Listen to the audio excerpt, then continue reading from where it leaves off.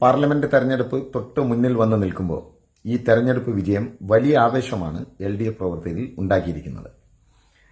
ഇത് പറയുമ്പോൾ ചിലരൊക്കെ പറയും പാർലമെന്റ് തെരഞ്ഞെടുപ്പും ഇതുമായി ബന്ധമില്ല. അങ്ങനെ പറഞ്ഞു തുടങ്ങിയിട്ടുണ്ട് ഇന്നത്തെ ചാനൽ ചർച്ചകളിൽ UDFന്റെയും BJPയുടെയും ഒക്കെ നേതാക്കന്മാർ. കേരളത്തിലെ വാർത്താ മാധ്യമങ്ങൾ കുറെ നേരം പിടിച്ച് നിന്നു നോക്കി ഈ വാർത്ത പുറത്ത് കൊടുക്കാതിരിക്കാൻ. പക്ഷെ അവസാനം ഉച്ച കഴിഞ്ഞപ്പോഴേക്കും ഇതുവരെ ദിവസങ്ങളോളമല്ല മാസങ്ങളോളമായി കാലങ്ങളോളമായി ഇടതുപക്ഷ ജനാധിപത്യ മുന്നണിയെ കടന്നാക്രമിക്കുന്ന സകല ഏഷ്യാനെറ്റ് മനോരമാദി ചാനലുകൾക്കും പത്രങ്ങൾക്കൊക്കെ ആ സത്യം തുറന്നു പറയേണ്ടി വന്നു. ഈ തെരഞ്ഞെടുപ്പിൽ LDF വലിയ മുന്നേറ്റം ഉണ്ടാക്കിയിരിക്കുന്നു. അപ്പൊ ചിലർ വന്നിട്ട് പറഞ്ഞു ഇത് പാർലമെന്റിൽ ഇടതുപക്ഷം വലിയ പ്രതീക്ഷയൊന്നും നൽകേണ്ട. കാരണം എന്താണെന്ന് വെച്ചാൽ പാർലമെന്റ് തെരഞ്ഞെടുപ്പിന്റെ പാറ്റേൺ വേറെയാണ്, നിയമസഭാ തെരഞ്ഞെടുപ്പിന്റെ പാറ്റേൺ വേറെയാണ്, പിന്നെ ത്രിതല പഞ്ചായത്ത് തെരഞ്ഞെടുപ്പിന്റെ പാറ്റേൺ വേറെയാണ്. ശരിയാണ്, അതിന്റെ ഒക്കെ പാറ്റേൺ വേറെ വേറെ തന്നെയാണ്. പക്ഷെ പ്രാദേശികമായി ജനങ്ങളെ ബാധിക്കുന്ന പ്രധാനപ്പെട്ട പ്രശ്നമാണ് വിലക്കയറ്റം അടക്കമുള്ള കാര്യങ്ങൾ.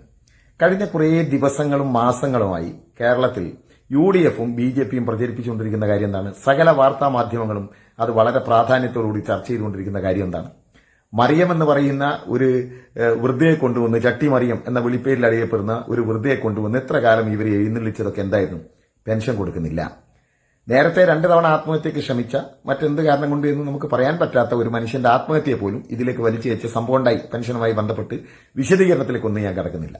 അപ്പോ കേരളത്തിലെ 60 ലക്ഷത്തോളം ആളുകൾക്കാണ് ഇടതുപക്ഷ ജനാധിപത്യ മുന്നണി വന്നതിന് ശേഷം പെൻഷൻ കിട്ടുന്നത്. നേരത്തെ കിട്ടിയതിന്റെ ഇരട്ടി ആളുകൾക്ക്. മാത്രമല്ല 1600 എന്ന മോശമല്ലാത്ത സംഖ്യ ഉണ്ടായിരുന്നു. ഒരു വീട്ടിൽ 2 പേർക്ക് കിട്ടിയ 3200 ആണ്, മോശമല്ലാത്ത സംഖ്യയാണ്. അത് നിലച്ചിട്ട് ഇപ്പോ ഒരു 4 മാസത്തോട് അടുക്കുകയാണ്. അപ്പോ ജനങ്ങൾക്ക് വലിയ പ്രയാസമുണ്ട്. ആ പ്രയാസമുള്ള ജനത ഇടതുപക്ഷ ജനാധിപത്യ മുന്നണിക്ക് വോട്ട് ചെയ്യുമോ എന്നുള്ളതായിരുന്നു ചോദ്യം. ചെയ്തു. എന്താ കാരണം? അത് മുടങ്ങാനുള്ള കാരണം വളരെ വ്യക്തമായി അവർ തിരിച്ചറിഞ്ഞിട്ടുണ്ട്. കേന്ദ്ര ഗവൺമെന്റിന്റെ മർക്കട മുട്ടി കേരളത്തോട് കാണിക്കുന്ന അവഗണന, ആ അവഗണനയ്ക്ക് സാമ്പത്തിക പ്രയാസം ഉള്ളതുകൊണ്ടാണ് ഇടതുപക്ഷ ജനാധിപത്യ മുന്നണിക്ക് പെൻഷൻ കൊടുക്കാതെ കഴിയാതെ വരുന്നത് എന്ന് തിരിച്ചറിഞ്ഞ ജനതയാണ് അത് കിട്ടാതിരുന്നിട്ട് പോലും വോട്ട് ചെയ്തത്. അതുപോലെ തന്നെ മറ്റൊന്നാണ് മാവേലി സ്റ്റോറുകൾ. നമുക്കറിയാം, മാവേലി സ്റ്റോറുകളിലൂടെ ഇടതുപക്ഷ ജനാധിപത്യ മുന്നണി 2016 അധികാരത്തിൽ വരുമ്പോൾ പ്രകടന പത്രികയിൽ പറഞ്ഞിട്ടുള്ളത് 5 വർഷത്തിന് വില കൂട്ടില്ല എന്നാണ്. മനസ്സിലാക്കണം, UDF നേരത്തെ അവരുടെ 5 വർഷത്തെ ഭരണകാലത്ത് 2ഉം 3ഉം തവണ വില കൂട്ടിയതിന് ഒരു മറുപടിയായിട്ടാണ് ഇടതുപക്ഷം പറഞ്ഞിട്ടുള്ളത്. അത് കൃത്യമായി പാലിച്ചു എന്ന് മാത്രമല്ല, അടയാളപ്പെടുത്തിയ പറഞ്ഞു വെച്ച 5 കൊല്ലത്തിലധികം 8 വർഷത്തിലേക്ക് ആ വില നയാ പൈസ കൂട്ടിയില്ല. എന്നാൽ കേന്ദ്രത്തിന്റെ സാമ്പത്തിക ഞെരുക്കത്തിൽ കേരള ഗവൺമെന്റിന് പ്രയാസമുള്ളതുകൊണ്ട് അവിടുത്തെ വിലകളൊക്കെ ഒന്ന് പുനർനിശ്ചയിക്കാൻ വേണ്ടി തീരുമാനിച്ചു. അപ്പൊ സാധനങ്ങൾ മാവേലി സ്റ്റോറിൽ കിട്ടുന്നില്ല, ഇതാ നോക്കൂ എന്നൊക്കെ പറഞ്ഞ് വലിയ നേതാക്കന്മാരൊക്കെ പോയി വീഡിയോ ചെയ്ത് സകല ചാനലുകളും അത് കാണിച്ച് വീട്ടമ്മമാരായ കോൺഗ്രസുകാരെയും ഒക്കെ അണിനിരത്തി ഇതിനെതിരെ വലിയ പ്രചരണം കേരളത്തിലെ പത്രമാധ്യമങ്ങൾ നടത്തിയിട്ടുള്ളതാണ്. പക്ഷെ നിങ്ങൾ നോക്ക്, വീട്ടമ്മമാർക്ക് നേരിട്ട് അനുഭവിക്കുന്നതാണ് മാവേലിയിലൂടെ വിലക്കുറവിലൂടെ സാധനം കിട്ടുന്നത്. അത് കിട്ടാത്ത പ്രയാസമുണ്ടായി. അതുപോലെ തന്നെ അതിന്റെ വില വർദ്ധിപ്പിക്കാൻ വേണ്ടി തീരുമാനിച്ചു. ഇത് രണ്ടും അനുഭവിക്കുന്ന കേരളത്തിലെ വീട്ടമ്മമാരടക്കമാണ് പോളിംഗ് ബൂത്തിൽ പോയി വോട്ട് ചെയ്ത് ഇടതുപക്ഷ ജനാധിപത്യ മുന്നണിക്ക് വോട്ട് ചെയ്ത് ഞങ്ങൾ ജയിച്ചിട്ടുള്ളത് 5 സീറ്റിൽ നിന്ന് 10 സീറ്റായി വർദ്ധിച്ചിട്ടുള്ളത്. ഇതാണ് ഇടതുപക്ഷ ജനാധിപത്യ മുന്നണിക്ക് പ്രതീക്ഷ നൽകുന്നത്. എന്താ കാരണം? ഇതിന്റെ പിറകിൽ ഈ പെൻഷൻ കിട്ടാതിരിക്കുന്നതിന്റെയും മാവേലി സ്റ്റോറിൽ വില വർദ്ധിപ്പിക്കേണ്ടി വന്നതിന്റെയും യഥാർത്ഥ കാരണക്കാർ ആരാണെന്ന് കേരളം തിരിച്ചറിഞ്ഞിരിക്കുന്നു. അത് നവകേരള സദസ്സിലൂടെ കേരളത്തിലെ 140 മണ്ഡലങ്ങളിലും പോയി പറഞ്ഞ കേരളത്തിന്റെ മുഖ്യമന്ത്രിയും മന്ത്രിമാരും ഉദ്ദേശിച്ച കാര്യം നടന്നിരിക്കുന്നു. വളരെ വ്യക്തമായി പറഞ്ഞിരിക്കുന്നു.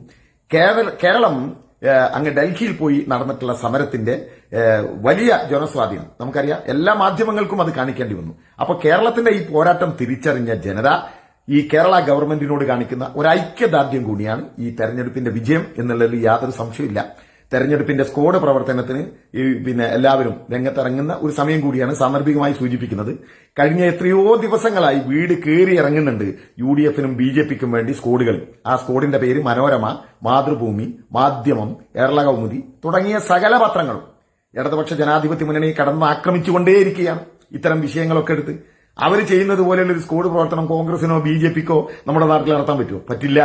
അതുപോലെ തന്നെ ഏഷ്യാനെറ്റ്, റിപ്പോർട്ടർ, 24, മീഡിയ 1, മനോരമ, മാതൃഭൂമി, ജനം TV, ന്യൂസ് 18 എണ്ണിയാലൊടുങ്ങാത്ത ചാനലുകളും കഴിഞ്ഞ കുറേ മാസങ്ങളായി നടത്തുന്ന സ്ക്വാഡ് പ്രവർത്തനം, ആ സ്ക്വാഡ് പ്രവർത്തനമൊക്കെ കേട്ടിട്ടുള്ള കണ്ടിട്ടുള്ള ജനം ശരിക്കും സത്യം തിരിച്ചറിഞ്ഞ് ഇന്ന് വോട്ട് ചെയ്തിരിക്കുകയാണ്. ഇടതുപക്ഷ ജനാധിപത്യ മുന്നണിക്ക് ഉജ്ജ്വലമായ വിജയം സമ്മാനിച്ചിരിക്കുകയാണ്. 5 സീറ്റിൽ നിന്ന് 10 സീറ്റിലേക്ക് വർദ്ധിപ്പിച്ചിരിക്കുകയാണ്.